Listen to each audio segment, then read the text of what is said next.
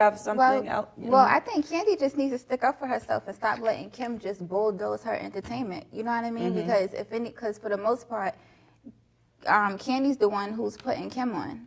Right. And then she goes back in the confession room or whatever you want to call it and says, her little, sayings that she says. She needs to say what she say to Kim and just be real with her and tell her that if she want to keep doing this, get a contract. Well, I think did you see the last season where she did mention that to Kim, that she said that from now on, in order for us to stay friends so we don't have to talk politics or money, I let your lawyer talk to my lawyer talk to your lawyer. So Candy is up on her game. Candy's fed up too. Candy is like kind of laid back, and I don't think she wants that much drama, towards the money issue. So she's pretty much saying like, let's, in order to save a friendship, let's let our lawyers do the talking, and which I think is good, so because sometimes when you talk finance, it kind of throws you off the friendship thing. So you have something else that the bloggers are saying to you, Manny? Well, I want to make a comment on the Candy and Kim thing. Okay. Like, Candy's been in the business since she was a little girl. Absolutely. And so she should know that regardless if it's your friend or not, you're supposed to handle the business first. Right. I don't care if it's your best friend you grew up with.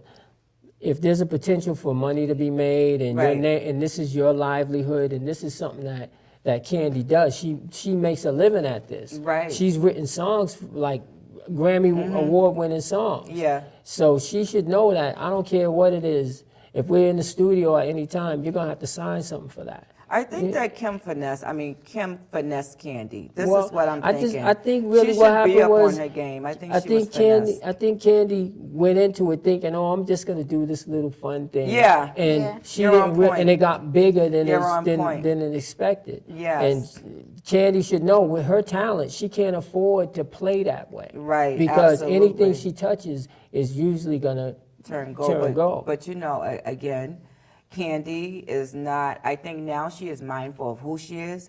I think at some point she forgot exactly how powerful and talented she was at one point. Especially after her fiance got killed. Right, and I think, and with her coming back to the surface, I think that she's seeing who she is and she's appreciating her self-worth more. That's what I was taking at in the beginning. It seemed like Candy had a little bit of low self-esteem. Her mom wasn't really for her with her boyfriend. It was always like this battle between mom and my boyfriend, like should I or whatever, and then he dies, and stuff like that. And maybe who knows what Candy's been doing over the last 10, 15 years, since she was out. I just really think that she has found herself all over again, and she's starting to realize exactly what she's worth. Okay, so you want to read something, Soph? Mine says Candy is the most real. I love her. The rest is fake, especially Sheree and Lisa. Okay.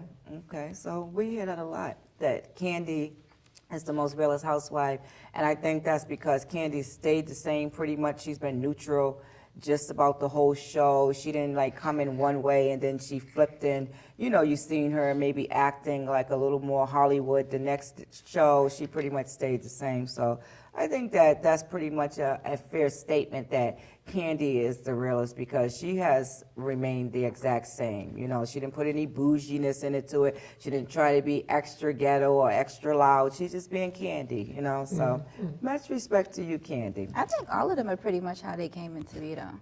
Kind of. Sheree changed. From the first episode, Sheree changed. She was a little more tight, niched, and a little bougie. And that's because she was going through a divorce. Well, okay. And now she's, and now, remember she had her divorce party. Right. Yeah. So now she's, of course you're gonna change after your divorce. She's like a new person now. Absolutely. Well, it evidently.